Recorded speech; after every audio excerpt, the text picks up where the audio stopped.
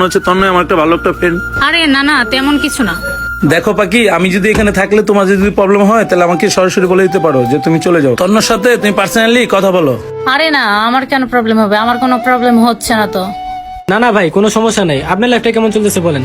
আমি তো বিয়ে করছি আর আমার বিয়ে 4 বছর চলতেছে। কেন, পাখি তো সবই জানে, তোমাকে কিছু বলে নাই? পাখি তো আমাকে এত কিছু বলে নাই। তাহলে আপনার সাংসারিক লাইফ কেমন চলতেছে? যাক ভাই, তোমাকে আর আমি কি বলবো, কারণ আমার সংসারের লাইফটা অনেক ভালোই চলতেছিল, কিন্তু আজকে মনে হচ্ছে আজকে গিয়ে আমার ওয়াইফকে ডিভোর্স দিয়ে দিতে হবে।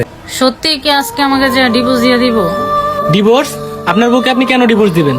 আমার ওয়াইফ পরকিয়া করে আর আমি চাই যে আমার ওয়াইফ যেখানে থেকে সুখে থাকে ওইখানেই থাক। ভাই এটা তো ঠিক না। আরে তন্ময় তো ঠিকই বললো। আরে কি বলছো তুমি? ও যাকে ভালোবাসে ও তার সাথেই থাক, এটাই ভালো, তাই না? আমার কথা বাদ দাও, ধরো তোমার বউ অন্য কারোর সাথে পরকিয়া করে, তখন তুমি কি করবা সেটা বলো। আসলে ভাই এরকম কোনো কিছু আমার লাইফে কখনো ঘটে নাই, তো তাই এই বিষয়ে আমার বেশি একটা আইডিয়া নেই। কোনো ব্যাপার না ভাই, ও যেখানে থেকে সুখে থাকে সে সেখানেই থাক। লাস্ট আরেকটা কথা, আমি আজকে গিয়ে ওকে ডিভোর্স দিয়ে দিব, আর আমি ওর সুখেই সুখী। ভাইয়া আসলে আপনার মনটা অনেক বড়। তা আসলে আমার অনেক বড় ভুল হয়ে গেছে, আর এই কাজটা করা ঠিক হয় এই জন্যই মনে হয় ওর মনে আমার জন্য কোনো জায়গা নেই।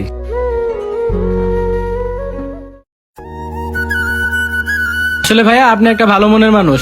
আপনি যদি ওই মেয়েটাকে ডিভোর্স দেন, আসলে ওই মেয়েটাই পস্তাবে। মানে কি আসলে আমার লাইফ থেকে চলে যাবে? এটা তো সময় বলে দিবে সে কি পস্তাবে না হ্যাপি থাকবে। যাই হোক ভাইয়া, তোমাদের